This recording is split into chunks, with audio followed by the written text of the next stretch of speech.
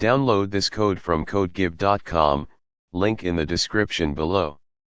Okay, let's dive into the world of docstrings and how to ensure your Python modules are properly documented.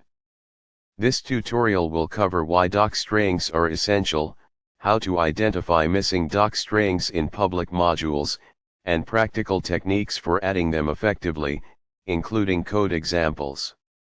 Why docstrings matter? Docstrings, documentation strings, are multi-line strings used to document Python code. They serve as a crucial part of the API and are used by many tools like IDEs, linters, and documentation generators. Think of them as the self-documenting ingredient in your Python recipe. Here's why they're so important.